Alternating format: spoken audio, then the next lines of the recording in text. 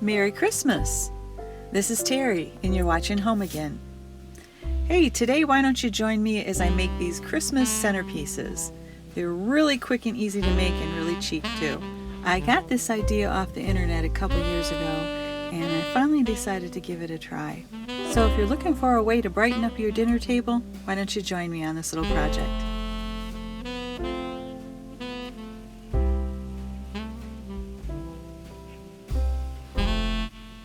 So what you're going to need, I bought this vase at the dollar store for $1.25. I've got a few little pine branches. I've also heard you can use rosemary.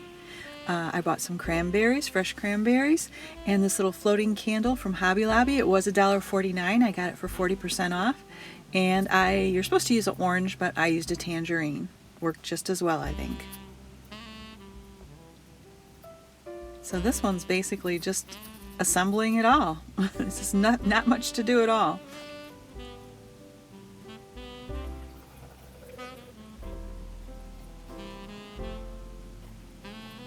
Don't make the mistake I did though. I filled my vase too full. You don't want to fill it this full. You'll see why.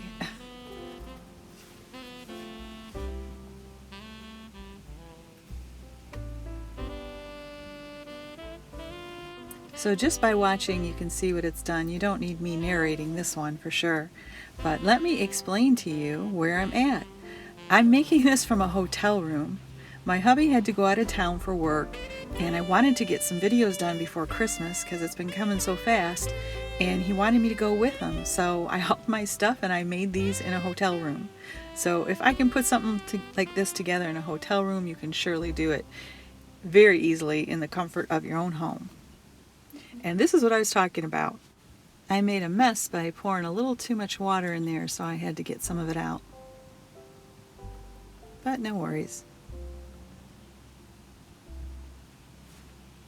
I was kind of surprised to see that the orange slices floated.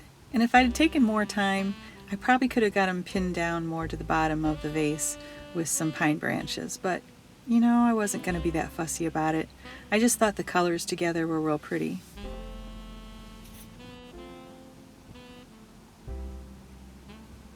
And that's all there is to that one, folks. How simple is that? I thought it was kind of pretty. Now there is one thing, if you have a dinner party, you should probably make this the day of the party, because the orange will start to disintegrate or leave a little pulp on the bottom. But I kept this for a couple days, and when it started looking a little messy on the bottom of it, I just put my hand over it, strained the water off, and put fresh water in. And that water smelled really nice. It was so citrusy. So like I said, it'd be a nice thing to take too if you're invited to a dinner party. Any of these would be. Now this little teacup I bought for, well, it was $1. I went half off day, 50% off, and I got it for 50 cents. Then I got some of this dry floral foam. And I'm going to fill that little cup with that. Oh, I bought these candles at Hobby Lobby. Got all of them for 40 or 50% off. I can't remember which. And I also bought this big little handled soup mug. I think it was maybe $5.99, and I got that 50% off, so $3. So like I said, it's a very inexpensive project. I got these little picks from Hobby Lobby. They were originally 99 cents. I got them for 50 cents each. So I just bought a bunch of those. And I bought these little branches, fake tree branches. They were $2.99, so I got them for $1.50. There's that kind. And then I had a little ribbon, but I never ended up using that, so I'll use that on something else. That was $4.99, half off, $2.50. So, I mean, you could very easily put a little bow in any of these. I just didn't bother with that. So here I'm just going to cut off a little of this foam and try to whittle it down to get it to fit in this teacup. Now I didn't show you this, somehow I missed that step, but I did use a hot glue gun, and once I got it fit pretty well to size, I used a hot glue gun and put some glue around the circumference of the inside of the teacup there to get that floral foam to stick. And what I discovered, because I wondered if it would ruin the cup, it didn't ruin any of the cups I used it on. When you took the floral foam out, the hot glue would peel off. Even though it hardened, it would peel right off the cup. So I can't guarantee it, but I'm pretty sure anything you put it in, you'll be able to peel the hot glue off of it later. So, boy, that floral foam makes a mess though. Don't worry, I didn't leave the hotel room a mess. It was spotless when we left. So I just inserted the candle. Now the thing about the floral foam is things go in it very easily. But if this candle, once you put it in, if it gets bumped around too much, then it will open the hole that you made to put the candlestick in. So if that becomes a little too wide and the candle starts to wobble a little, you can always just take your candle out, put a little tape around the base of it, and then reinsert it into the foam. I had to do that because mine got banged around from moving it a little and stuff, and so that hole widened a little and the candle was a little crooked. So I just took it out, put a little tape around the base of it, and put it back in.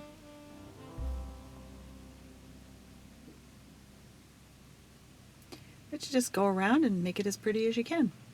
Fill in any of the spots to try to cover the base of that floral foam. You get the idea. And actually, I thought these looked prettier in person than they do in the video. I mean, there's so much more I could have done to make them even fancier. But like I said, you know, I was working out of a hotel room and trying to get this project out, so I'm sure you could make ones way prettier than these. But they turned out really nice. I was happy with them, so. Now here you can see me bending these branches back and forth to try to get them to break off. What I forgot to tell you at the beginning is don't forget wire cutters. I forgot my wire cutters at home, and that would have helped. Instead I had to bend these branches back and forth until they broke. So that is one of the things you're going to need when you start this project to make it a lot easier. So I just broke off a bunch of these little branches from the pine branches and inserted them in places where the floral foam was still showing, just to try to cover it up, make it look nice and full. And there you go. And one thing I'd like to stress if you make these projects, as always, don't leave candles unattended. You don't want to burn them down to this greenery. It's probably made out of plastic and probably very flammable, so what would be the greatest thing would be to have a little battery operated candle in them. But yeah, you don't want to leave them unattended and let them get burned down too low. I learned that lesson. There's a finished product. I learned that lesson years ago. I had bought a 3-wick candle and put it on my marble-topped coffee table, and I walked out of the room to the kitchen literally for just a couple minutes. I came back in and the whole candle was on fire in a huge flame, and it was like melting like a snowman on my table.